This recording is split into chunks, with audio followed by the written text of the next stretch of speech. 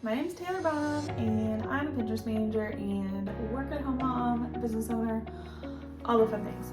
In this video today, we are going to be talking about really just how to start your own virtual assistant business from home, whether you want to specialize in office management, email management, graphic design, Pinterest, just general virtual assistant, social media management, bookkeeping.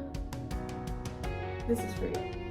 So stay tuned and watch this video. Okay, so starting your own virtual assistant business can be awesome, super fun, a lot of work, but totally fulfilling. It is amazing to work from home and make a income from home, and I love it. I love being able to be at home, not have to go out to the office, be able to get my kids on the school bus. I'm home when they get home from school. We don't have to worry about after school care or summer, because I can still be super flexible with my schedule during like the summer when my kids are home. So there's a lot of benefits for starting your own business, and doing virtual assisting work can just be super cool. You get to set your own hours and lots of other fun things that I will get to later in this video. So I was super excited to start my own business, and my sister was actually the one who told me about being a Pinterest manager, which is just a specialized segment of being a virtual assistant. So once I learned about that, I kind of dove into the topic, searched everywhere on Google and Facebook groups, went on Pinterest, found different blog posts about it, and kind of just dove into it and went from there. And so I'm so excited to be able to be creating this video for you, so you have a video to help you get started. So let's go. So what is a virtual assistant? A virtual assistant essentially is a business owner that helps other business owners virtually. Most of the time you'll be working with other online business owners. You can possibly be working with different offices and you're just working virtually through that way as a freelancer. But in general, you're going to be working with other online business owners and providing work to them. As a virtual assistant, you can set your own hours, set your own prices, create your own packages, and you're really your own boss. It is your business, and the people hiring you are hiring you as an independent contractor. So you are not an employee of them, so you set your own rules and your boundaries and all of that. They should not be controlling what you're doing, because you are the business owner and you decide what your tasks are and all of that. Along with, you will always have a contract. Always, always, always have a contract when you agree to work with somebody. That's super important. It protects both sides. Protects you, protects them, and everyone should be happy, because then when you have that contract, you'll be able to list everything you're going to be providing for them and what you all agreed on, so there's no confusion on either side. So make sure you always have a contract. My favorite website is wonder.legal, and it has contract templates for all different types of things, including virtual assistant contracts and independent contractor contracts for all different types of countries. Definitely check it out. It'll be super helpful, at least to get you started until you have the money that you want to invest in a lawyer-approved full-fledged contract. When you start out as a virtual assistant, you want to figure out what services and tasks you will be offering. So my suggestion for this is to get a piece of paper, do some journaling and brainstorming, and figure out, okay, what tasks do I like to do? What interests me? And so then here's a list of other services you can offer as a virtual assistant. I'll get a notebook, piece of paper, and kind of just brainstorm some different topic ideas that you think would be interested. And after that, once you have that big list of things, just go back and, narrow those down. So pricing your services is super important. There are 2 ways you can do this. The first way is you can just set an hourly rate times the amount of hours you're working with a client. This is good if they are maybe odd tasks. It's not like a full service package that you already have, but a client wants you to do like a specific set of tasks that you don't already have packages for. The average starting rate for a virtual assistant is anywhere between like $20 and like $50 per hour. Normal, I think, starting out if you're brand new and you don't have like a large amount of experience in what you're doing, is $20 to $30 per hour. That's pretty normal. But as you grow and get better and get quicker at things, you can totally like up that rate, or even go into the second part, because the second option would be to create packages for your services. So creating a package is just putting a specific amount of tasks inside a price package.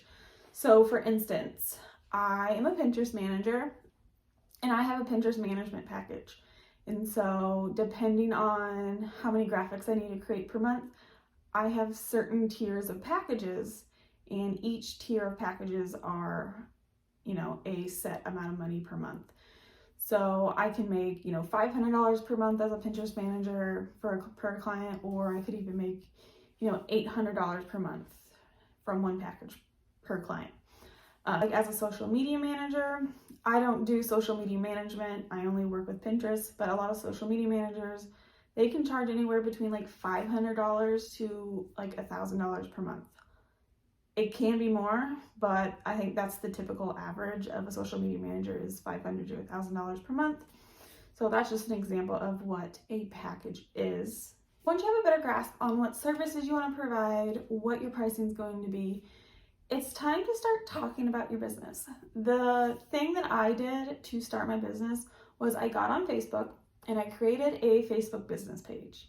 And I personally just go by my name for my freelance services, but other people will try to create their own like virtual assistant agency, social media management agency, and create their own business name.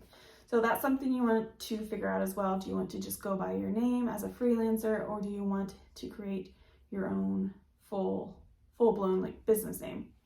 But create a Facebook business page, and this is going to at least give people a place to find more information about you, about your services, contact information, stuff like that.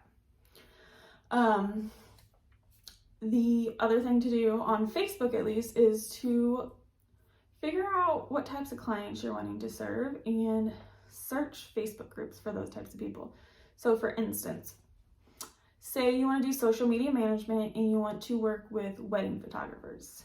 This is super important because not only do you just want to go in general entrepreneur Facebook groups, but you would also want to go and search different photographer and wedding photographer Facebook groups, because this is going to be how you can start connecting with those types of business owners, not just cold pitching them, because people don't like to be cold pitched.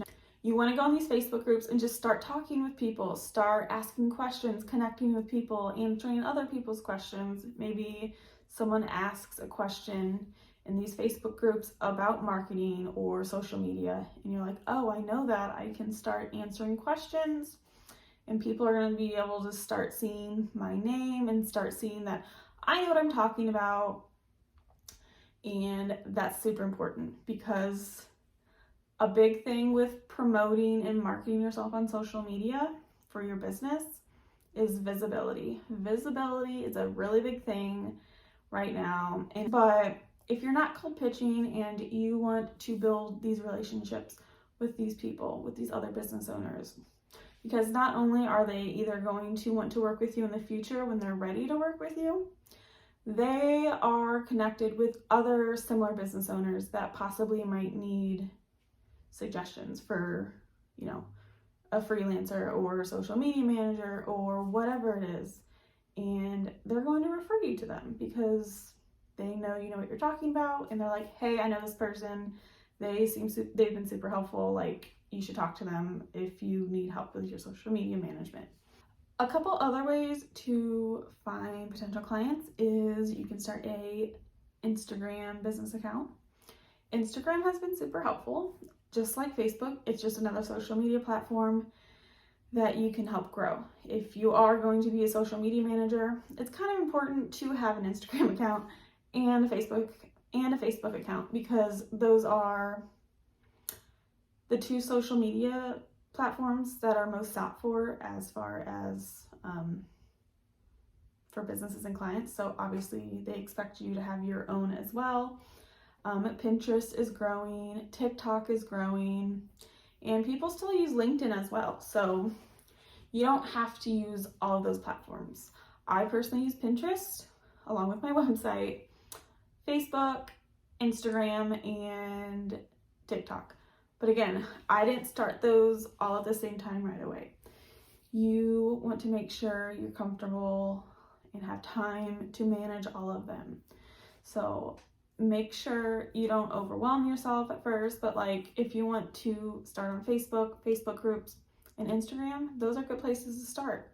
Pinterest is good too, but it just depends how much time you have. TikTok is really good too, and it's doing really good with small business owners and, providing value and having people find you. It's a great platform for like quickly growing your audience. So definitely just kind of explore the different platforms and see what feels good to you. Because if you don't like TikTok or you don't like Pinterest, that's okay. You don't have to use them. There's large audiences on every platform, which is why you technically could use one platform and be super successful. So it's okay not to be on all of them. Besides promoting yourself on social media, you have some other choices as well. You have in-person networking. Talk about your business with your in-person network. Maybe people you know in real life know other people who need help. Like, that's super important. So definitely tell people about your business, especially the people you know in real life. That's going to help you. You also have email. Social media is super big right now, but using email and pitching through email is totally a possible way as well.